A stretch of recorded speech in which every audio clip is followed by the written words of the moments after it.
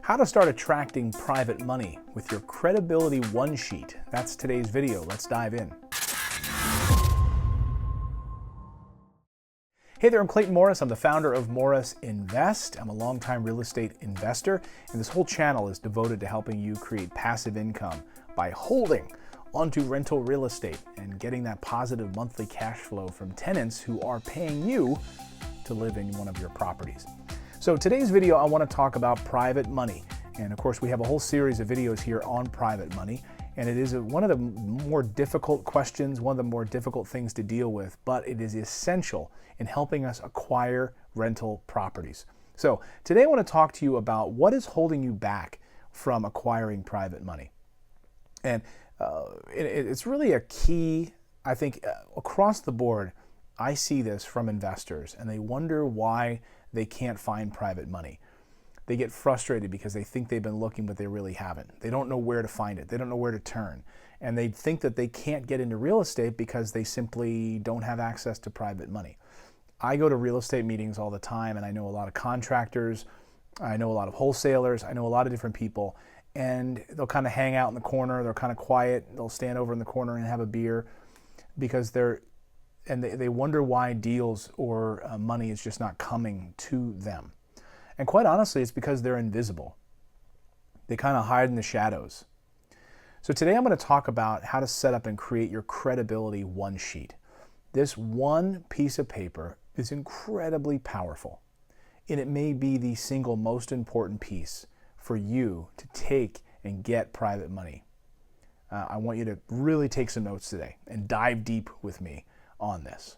So like I said, these people, I know these contractors, they kind of hang out and they don't know how to present themselves in order to attract private money. Now the type of private money I'm talking about is private money that you would get from a couple of friend investors or some extended family or people at a real estate meeting that you're going to present to. You're going to say, hey, I would like to acquire these properties, but I'm going to need some money to do that. Would you like to be a part of my deal? That's the type of structuring I'm talking about. I'm not talking about calling up some institutional bank or calling up some other sort of institutional loan lender and dealing with them that way. They're not interested in your credibility one sheet, but true private lenders are going to be interested in this. Okay, so the number one thing holding you back on all of this is the fact that you're kind of anonymous. You're kind of hiding in the shadows thinking that money is just going to come to you. And you frankly don't even know how to ask for the money in the first place. You don't even know how to present yourself to the private lender. So my wife and I built our credibility one sheet, and it really changed everything for us. Now the whole reason we're going to create a credibility one sheet is because it answers that simple question, why should I listen to you? Why should I listen to you?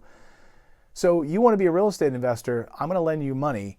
Why should I listen to you? Think of it as a resume. Think of it as an investing resume. And you're putting this together and you're going to present it to someone in order to basically get a job. You're going to basically present it to them in order to get money from them in order to go out and buy that real estate or to flip that property, however you want to use it. But you need this sheet in order to create and answer that question, why should I listen to you? Why should I trust you? How do I even know you know what you're doing? The whole point of the credibility one sheet is to impress upon someone that you know what you're doing, that I can trust you, and yes, then I can lend you money.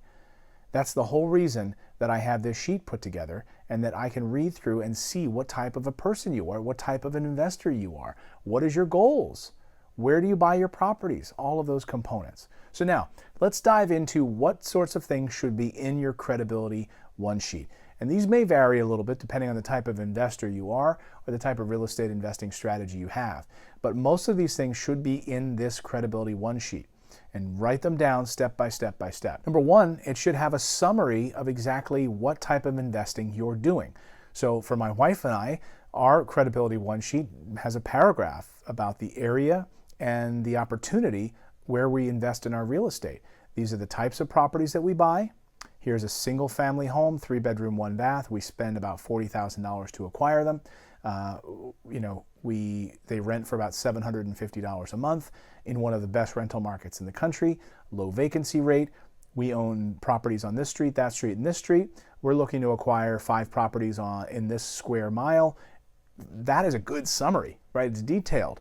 I'm telling you what exactly we're buying. Because one of the first questions someone's going to ask you is, okay, well, what are you looking to buy? Where do you buy your properties? And if you're standing there hemming and hawing, saying, well, I'm thinking about getting into real estate. I really don't know yet. That person's not lending you money. Are you kidding me?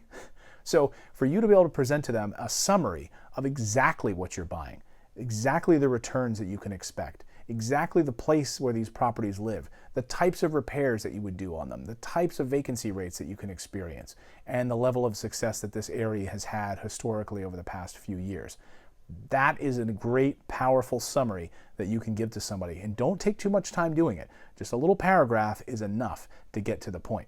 Then you want to include your biography, a little bit of your resume, so to speak. What have you done for a living? Where do you live? Do you have 2 kids? Just a little bit about yourself helps humanize you to the investor. They can learn a little bit about you.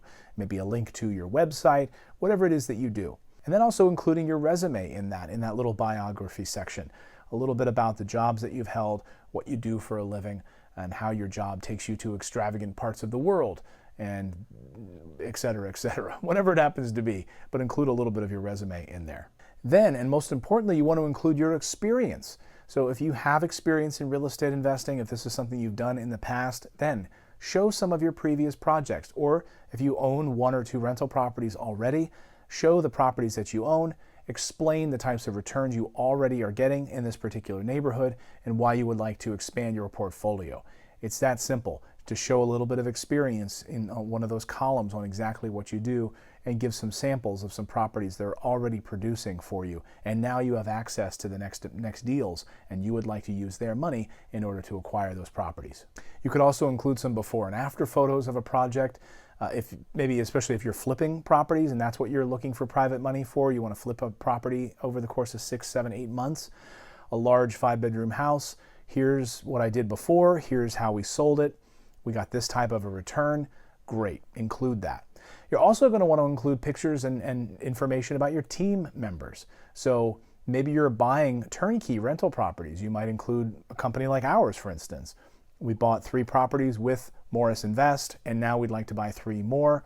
We bought these 3 properties using these team members, so include those pictures, information about those team members, and the type of jobs they did in the past for you. And then you can really crush it by having a full, really robust credibility one-sheet that rounds it out nicely, and it paints a real strong picture for that private funder of what exactly you do. All right, hold the presses. I know what you're thinking. Well, wait a minute, what if I don't have any experience at all? I can't lie. I can't put any of that down. No, that's right. You shouldn't. You shouldn't lie. If you have no experience, here's what you should do. You should highlight the experience of those around you. Highlight the experience of those people who are on your team. So if, for instance, again, I come back to the turnkey piece because that's what I do for a living. You could say, we've worked with Morris Invest. They've done a great job. Here's what they do. Or we work with X, Y, and Z turnkey provider. We bought 2 properties from them. Here's what they do. Or this is my contractor. We did this. I haven't done this project yet. He's done all of these projects and look at his work. Highlight the successes of your team members if you don't have the experience doing this yourself. Get that first property out of the way, and then you'll be able to highlight your own successes in short order. Don't worry about that at all. Also, a little caveat here and a little PS to my list. Make sure that you're not afraid to share addresses. So very often I'll have people say, well, that's sort of proprietary information. I bought these 3 houses. Do I want to share my addresses with them? If you're looking for private money, you're looking to build a level of trust. Absolutely. Share the addresses of the properties that you bought before, that you rehabbed before, that you currently own. Share that with the private investor. It's not like the person can come in and buy the house out from underneath you. It'll enable them to really see that you're for real. They may want to do a tax record search. They may just want to jump on and see it on the internet or something like that. But at the end of the day, you include the addresses, they're probably not going to look it up anyway.